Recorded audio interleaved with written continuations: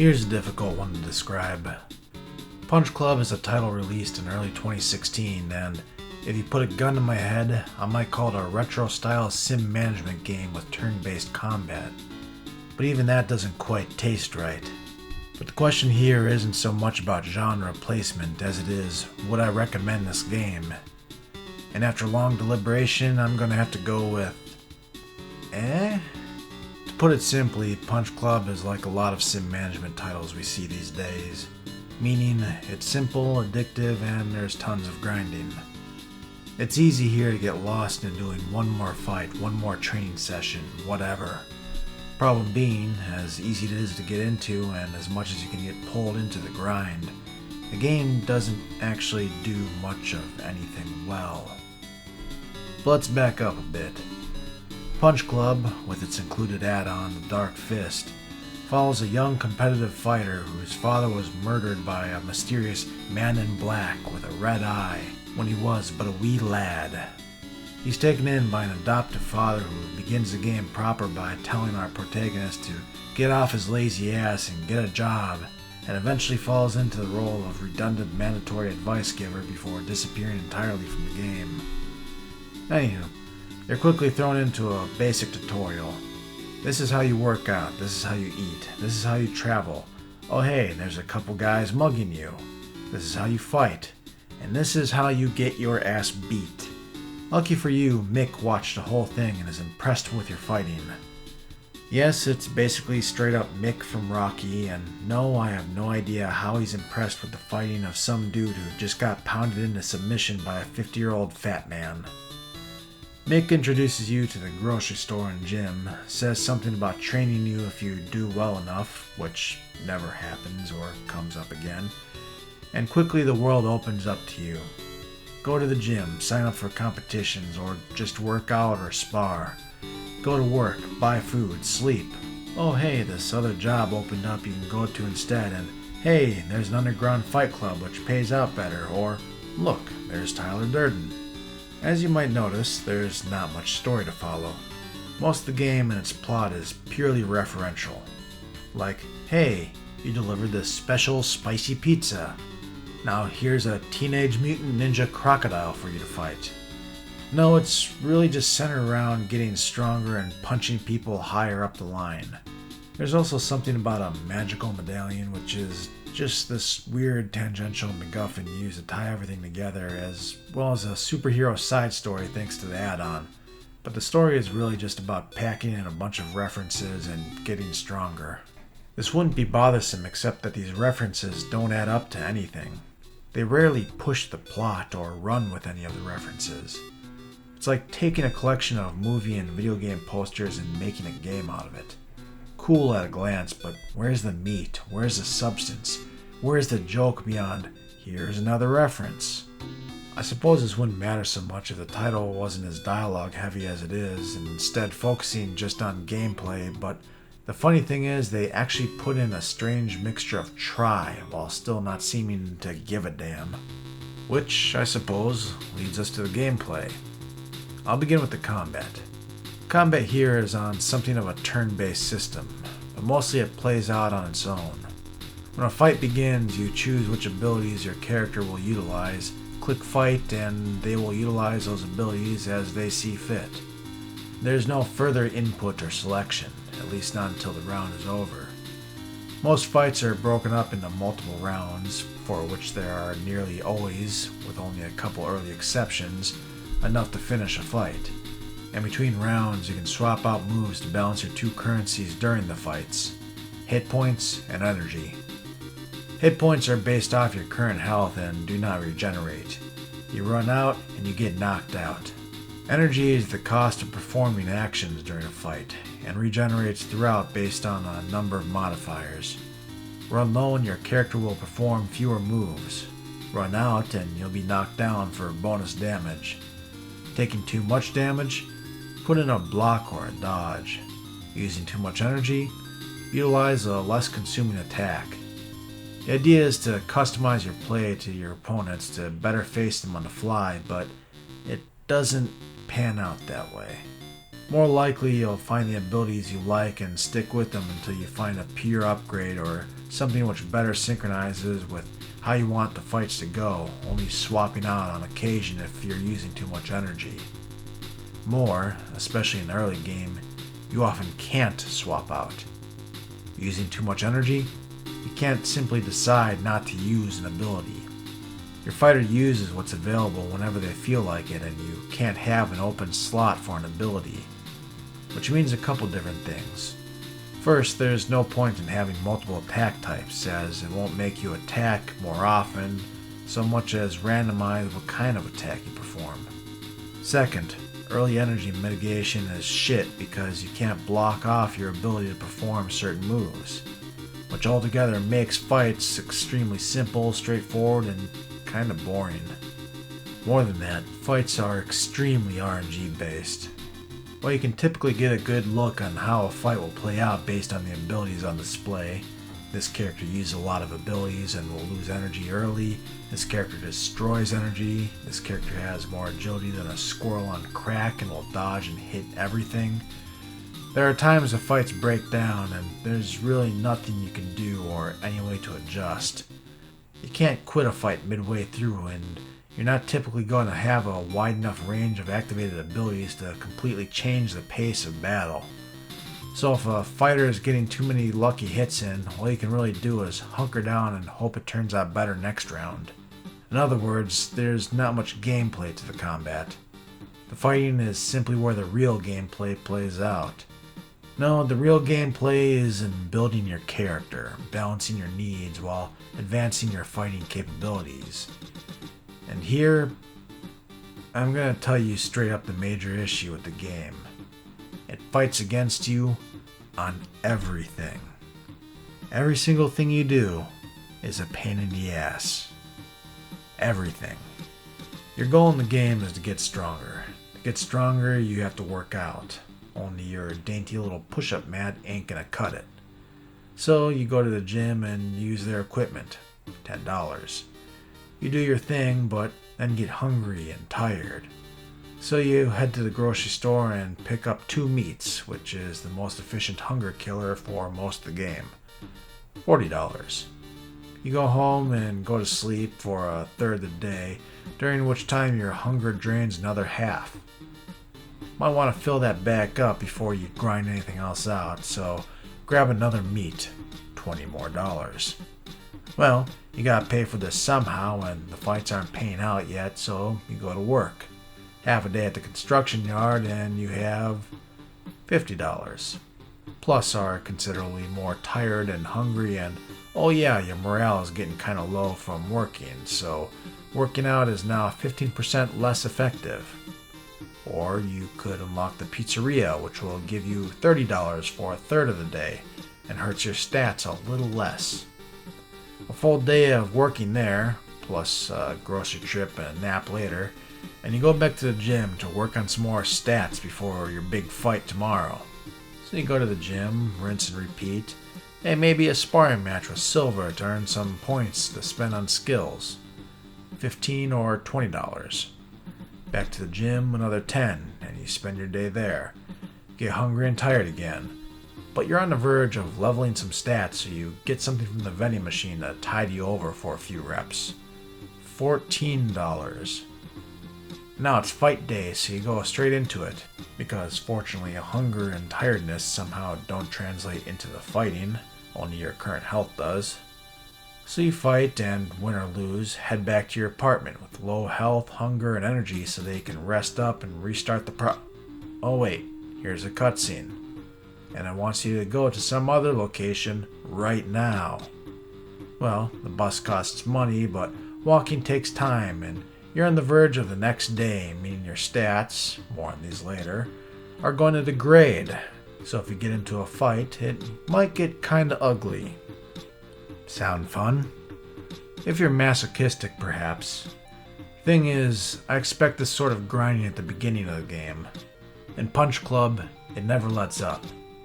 Everything is a grind, constantly, and the game never has any true quality of life upgrades. Oh sure, you can buy gym equipment for your home. It costs between $150 to $250 to use every piece, and you can only use any piece of equipment so much in a given day. So to make it worth it, to break even with the gym, you're looking at buying multiple pieces and using them about 60 to 90 times, depending on how much you buy.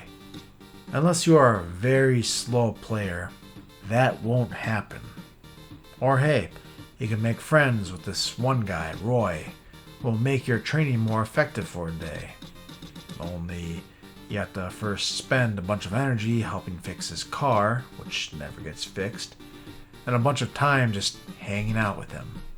Which doesn't sound so bad until you realize that time is one of your most valuable assets. Every tick counts, for you see, your stats degrade. Every single day, your stats will go down a little bit. The higher up you go, the more they fall. Now, certain abilities you can grab will keep these stats from falling below a certain point, but there aren't enough skill points to reasonably cover all the stats, and even if there were, this only helps you from falling past a point which you will most likely be attempting to move beyond in short order. And eventually, you'll reach that point where it's impossible to advance, where you're grinding every last second just to hopefully maintain. Now, there is a workaround to this. You can simply play a game on easy, which eliminates stat degradation. Except the game is balanced around this aspect so it completely breaks any semblance of difficulty or, really, gameplay. Which blows my mind. I don't understand how the developers cannot understand how to fix this grind and make things more manageable. Stat degradation is balanced within the game. You can't remove it without breaking it, but you can mitigate it. How about it only decays half so quickly? Or how about you can fix Roy's car and he helps you out with a permanent training boost? Or his sister. In game you can woo her and fall in love, which makes stats decay all the less. Only you have to maintain this relationship and renew it every 4 days, with half a day or $80 of gifts spent on making her happy. How about we don't renew it every 4 days? How about we can see how happy she is at any given time and can actively maintain it rather than going through the same dialogue over and over and over again? What about upgrades? Permanent gym equipment is nice. What about improved equipment? How about an expensive protein shake which keeps your stats from going below their current level? How about a better food supply which fills hunger cheaper, or a discount for doing something, like, say, stopping robbery at the grocery store perhaps? What about upgrading your home? Get a better bed to regain energy faster. Buy a car so you don't have to take the bus or waste time walking everywhere. These are all basic things which most management games come up with on their own, so that even when they add more and more for you to do, you feel like you're keeping up. They're additions to make you feel like you're advancing in every facet within the game. In Punch Club, you're just advancing your ability to fight. Barely. More than this, the well of income dries up. Eventually, you will run out of fights and the game won't provide any more. In the first 2/3 of the game, this means no more money from fights, which means less ability to manage your stats. More importantly, it means fewer skill points coming your way. Now I feel I should talk a bit more about what exactly you're grinding up within the game. Your boxer has 3 stat abilities: strength, agility, and stamina, as well as skills. You earn stats, as mentioned, by working out. The idea is that strength makes you hit hard, agility makes you dodge and hit more, and stamina gives you more health and energy regeneration. Roughly. Skills, meanwhile, are what really makes your character. They're the type of punches, kicks, blocks, and dodges you throw, the modifiers you activate in fights, and any passive abilities you have.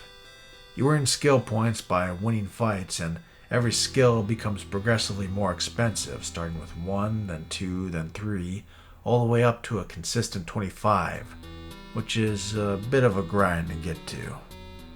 Skills follow the stats somewhat, so you have stats which go down the strength, agility, and stamina line to help those stats along and take better advantage of them. Here's the issues.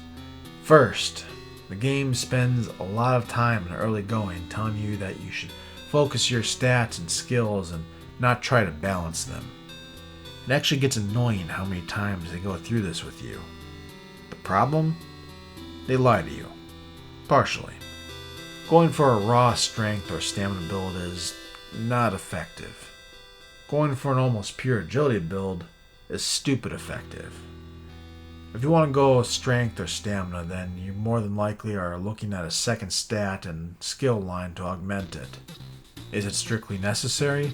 No, the game is pretty well beatable any way it goes, but you're going to have a lot more trouble, especially as a new player, following just one of these. Second, agility is too overpowered. Damage has as much, if not more, to do with the skills you utilize than a strength, and strength increases energy consumption substantially. Meanwhile, stamina doesn't have all that great an effect on energy regeneration, and everything feeds at least a little into hit points. But hit and dodge chance? That's pure agility. And I'm not talking about dodge as in the energy drain skill of dodge. I'm talking about your passive ability to make yourself a harder target for the enemy to hit. And yeah, let's talk about hit chance. Agility increases your hit chance. Both strength and stamina decrease your hit chance. The fuck? Let's put that another way. Strength and stamina both contain moderate bonuses which other abilities feed into, and a somewhat substantial negative. Agility utilizes bonuses nothing else in the game feeds into, and has 0 negatives. I say again, the fuck? I can't tell if whoever designed this aspect of the game was a complete fucking moron, or if they actually wanted the game to be completely unbalanced. But we're not done yet, no. Third, the skill trees are screwed. Now, the agility tree is fine, of course. Strength and stamina, though? It's like someone took the skills of both trees and accidentally swapped them. Except for the end abilities where they swapped back. What do I mean by this? Well, strength is supposed to be mostly about dealing damage, while stamina is supposed to be about mitigating energy. So why the hell are the strength skills focused so much around energy management, while stamina skills are about hard hitting and debilitating attacks? How do you fuck that up? And what's dumber is how the end of the skill trees switch things back. All of a sudden, strength is about raw damage and stamina is all about energy management. Hell, one of these stamina abilities is literally called Bear Punch, and the strength line is called Way of the Bear. Funny thing is, as overpowered as agility is throughout the game due to having no weaknesses, probably the strongest build you can come up with late game is a strength stamina build which hits like a brick and doesn't allow your opponents the ability to have energy. Anyway, fourth, the skills you take are permanent. Want an extra ability slot during fights? Remember, you have to fill it in with something, no takebacks. What about passive abilities? Most are pretty good. Some have pretty extreme negatives, like the skill which doesn't allow you to build strength or stamina above 9, or the one which doesn't allow you to use any defensive abilities like dodge or block in a fight, or the one which cancels all energy regeneration in a fight. These abilities can be very powerful if you set them up correctly. That strong build I mentioned earlier takes advantage of 2 of the mentioned abilities, in fact. If you don't set them up though, they could all but break your character and there's no way to respec, rebuild, or turn these abilities off. Fifth, not every fight gives you skill points, or even any reward for that matter. I actually think the developers were so careless they forgot to implement one. Certain fights and quests, especially in the late game, just don't offer up the skill points you're looking for to finish off those last bits of advancement. During the last tournament, none of the fights offer skill points. Same with the final battles for the Dark Fist add-on, which is about par for the course in the endgame. Last stage of the game is lazy. Aside from the quest rewards, there's less game interaction here as the game focuses purely on stat grinding. You won't be talking to as many people or exploring the game world. You'll instead just be in a constant cycle of training, eating, and sucking down energy drinks, which basically replaces sleeping since you can afford them now and there's no penalty for this, with the occasional fight gauntlet placed here or there. And these gauntlets? Repetitive. The same opponents over and over and over. They mix it up some the first couple times, but once you beat the first couple gauntlets, well, I hope you enjoyed ninjas, because you'll be seeing a lot of those if you want any more skills. Or just take the final fight. The last stage of the game has you build into this big final section, which doesn't sound bad because one of the nice breaks in the game has you go into either prison or Russia, depending on whether you get sucked into a life of crime, of which there is ample warning to not go down that path, and which I wouldn't recommend because it doesn't feature half as many nostalgic references, or go the route of a professional fighter. There you work out fast, get better sleep, and eat better, and don't have to worry over excess management. It's a nice little break to grind up while you face some fun opponents, and it looks like the game is about to repeat this. And then it ends. It's a shame. The fundamentals for a good game are all here, but they couldn't stick the landing, couldn't put it all together. A few minor changes could easily elevate the title to a far higher level, but even that wouldn't help a story which is just sort of there, or a combat system which is also just sort of there. Not to mention the glitches, which are numerous, which range from game freezes and crashes to the ending cutscene of the Dark Fist storyline not playing, a complaint which has been leveled against the title since 2017 at least, and has yet to be addressed as of the time of writing this, and in turn forced me to harvest the cutscene in question from another video on YouTube.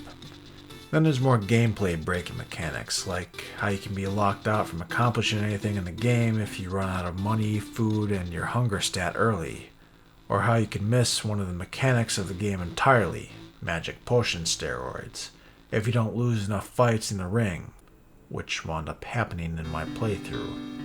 Or the Mugger plotline, which was very nearly adjusted out of the game by making Muggers this odd mixture of rare, powerful, and won't appear if you're too high a level, meaning most people probably won't ever deal with the Mugger plotline unless they specifically attempt to balance their character around it. Or there's more annoying and unintuitive bits, like how unskippable sequences often begin when you return to your home. Issue being, you only ever tend to return home when you're low on stats, such as, I don't know, health. In the end, this is a game which has a lot of potential, but consistently misses the mark of being a good game. It's simple and easy to get into, so if you're looking for a cheap retro-styled management game with lots of 80s and early 90s nostalgic feel, then you'll likely get a bit of fun out of this. Otherwise, the game is a slog, and there are a plethora of better sim management titles out there.